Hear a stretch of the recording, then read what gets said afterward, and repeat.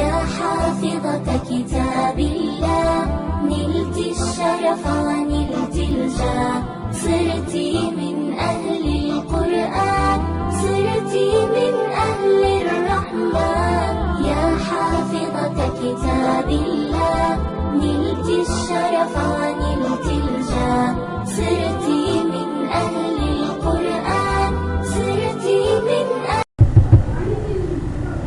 السلام علیکم ورحمۃ اللہ وبرکاتہ. ناظرین، میں ہوں محمد شعیب صدیقی دعا انٹرنیشنل اسلامک اکیڈمی سے، اور آج ہم انشاءاللہ العزیز درس نمبر 13 ڈسکس کریں گے. درس نمبر 13 ڈسکس کرنے سے پہلے میں آپ سے گزارش کروں گا، اگر آپ نے ہمارا چینل سبسکرائب نہیں کیا تو چینل ضرور سبسکرائب کر لیجئے اور بیل کے آئیکن پہ پریس کرنا مت بھولیے تاکہ ہمارے آنے والے ہر نئے لیکچر کا نوٹیفیکیشن آپ کے پاس پہنچ سکے. Thank you. بسم اللہ الرحمن الرحیم. ناظرین، آج ہم فعل امر کو ڈسکس کریں گے. امر جانتے ہیں، کسی کام کا حکم کرنا. تو امر حاضر، امر بھی دو طرح کا ہوتا ہے نا. ایک وہ ہوگا، اس میں ہم نے امر کو ڈیوائڈ کیا ہے، یعنی ہم نے آپ کو بتایا تھا نا کل 14 صیغے ہوتے ہیں نا ایک گردان کے، تو اس میں سے ہم نے 8 الگ کیے ہیں اور 6 الگ کیے ہیں. یعنی امر حاضر کے جو صیغے ہیں نا ان کو ہم نے الگ ڈسکس کیا ہے، اور امر غائب کے جو صیغے ہیں ان کو ہم نے الگ ڈسکس کیا ہے. تو ابھی جو ہے نا ہم امر حاضر کے صیغوں کو ڈسکس کریں گے. اس کے پہلے آپ ڈیفینیشن جان لیجئے. امر حاضر کی ڈیفینیشن کیا ہے؟ کہتے ہیں کہ جس فعل میں کسی کام کے کرنے کا حکم پایا جائے اسے امر کہتے ہیں. جس فعل میں کسی کام کے کرنے کا حکم پایا جائے اسے امر کہتے ہیں. یہ سمپل سی ڈیفینیشن ہے. جیسے اضرب، تو مار. اب تو مار یہ ایک لفظ ہے، اب ہم کسی کو حکم کر رہے ہیں نا کہ اس کو مار دے، یعنی یہ تو ہم ایگزامپل دے رہے ہیں مارنے کی. اس طرح کھانے کی بھی کہہ سکتے ہیں، کل تو کھا، اور اسی طرح امشی تو چل، اضرب تو مار، اذهب تو چل، تو جا. تو یہ جو ہے نا امر ہے. اب امر کا بنانے کا طریقہ کیا ہے اور امر کس سے بنتا ہے، یہ جو چیز ہے اصل سمجھنے کی. اس میں آپ نے ناظرین یہ جاننا ہے کہ ہم نے سب سے پہلے یہ دیکھنا ہے امر بنتا کس سے ہے. امر میں نے اس کو مینشن کیا ہے کہ امر حاضر معروف بنانے کا قاعدہ یہ ہے. نمبر 2 میں دیکھیے، امر حاضر معروف بنانے کا قاعدہ یہ ہے کہ مضارع حاضر کے شروع سے، اب میں نے کہا مضارع حاضر کے شروع سے، اس سے یہ مطلب ہوا کہ امر حاضر مضارع حاضر سے بنتا ہے. یعنی مضارع کے ہر صیغے سے، امر کا ہر صیغہ مضارع کے اسی صیغے سے بنے گا. یعنی اگر امر کا غائب کا صیغہ ہے تو غائب کے صیغے سے بنے گا، مضارع کے غائب کے صیغے سے بنے گا. اگر امر کا حاضر کا صیغہ ہے تو مضارع کے حاضر کے صیغے سے بنے گا.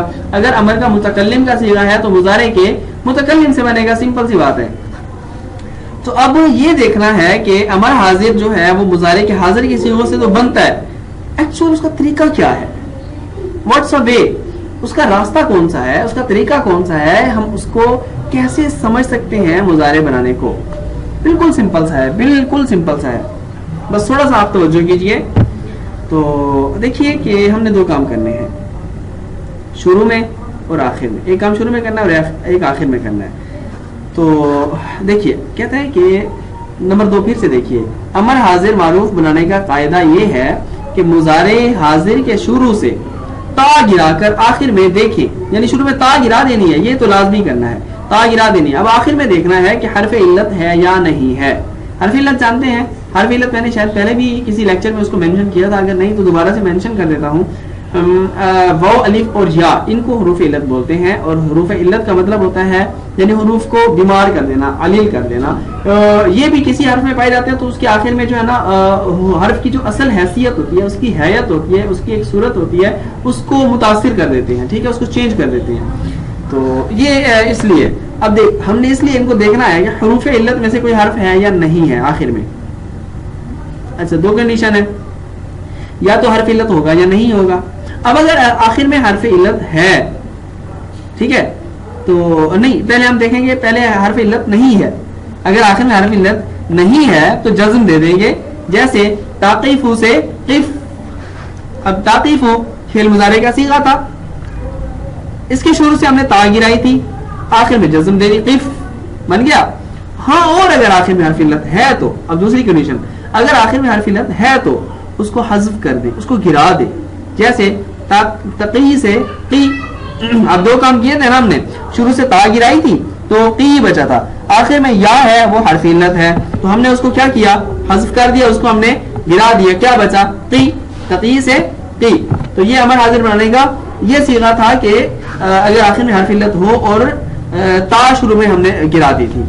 اچھا اگر ایک یہ چیز ہے کہ اگر شروع سے تا گرانے کے بعد پہلا حرف ساکن ہو, وہ وہاں پہ ساکن نہیں تھا, وہاں پہ متحرک تھا, یعنی اس کے اوپر حرکت تھی, اگر پہلا حرف ساکن ہو تو کیا کرنا ہے, یہ سمجھنے کی بات ہے.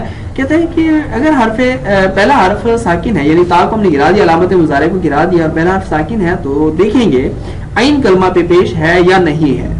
اگر عین کلمہ پہ پیش ہے تو شروع میں حمزہ مضموم لگا دیں گے, جیسے تنصرو سے انصر. اب تنصرو دیکھیے, اب تا ہم نے گرائی تو نون ساکن تھا, اب نون ساکن ہے, اب ہم نے اس کا عین کلمہ دیکھا, عین کلمہ کون سا ہے, صاد, وزن کیا فا عین لام کے مقابلے میں جو ہم نے وزن کیا تو صاد اس کا عین کلمہ بنتا ہے.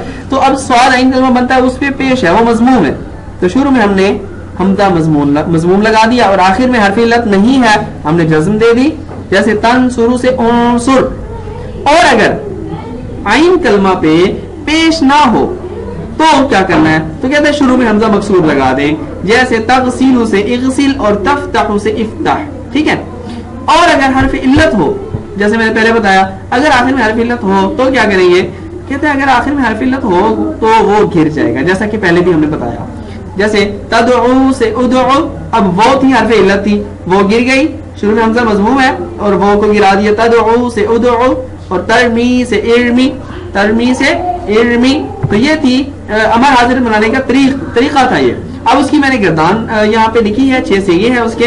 اضرب تو مار, اضربا تم دونوں مارو, اضربو تم سب مارو, اضربی تو ایک لڑکی مار دے, اضربو تم دونوں لڑکیوں مارو, اضربنا تم سب لڑکیوں یا سب عورتوں مارو. یعنی یہ 6 صیغے ہیں. اوپر والے 3 جو ہیں وہ مذکر کے لیے ہیں اور نیچے والے 3 مؤنث کے لیے, اور یہ حاضر کی گردان ہے. تو ناظرین یہ تھا آج کا آپ کا لیکچر, ہم نے آپ کے سامنے پیش کیا.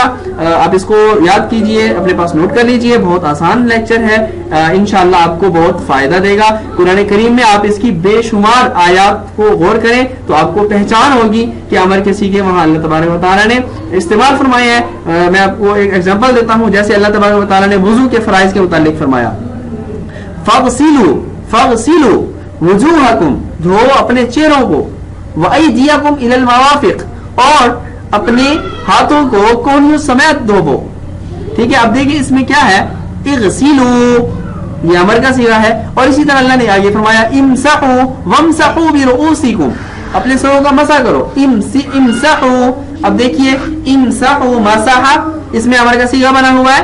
تو یہ جو ہے نا اس طرح کی بے شمار آپ کو آیات ملیں گی جن میں امر کا صیغہ استعمال کیا ہوا ہوگا, اور اس طرح جب آپ ترجمہ کرنے لگیں گے تو آپ کو آلریڈی اس کا گردان پتہ چلا ہوا ہوگا, آپ کو اصول اور قاعدے کا پتہ ہوگا, آپ امر کو آسانی سے سمجھ سکیں گے.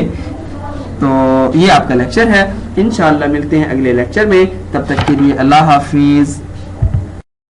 يا حافظة كتاب الله نلت الشرف ونلت الجاه صرت من أهل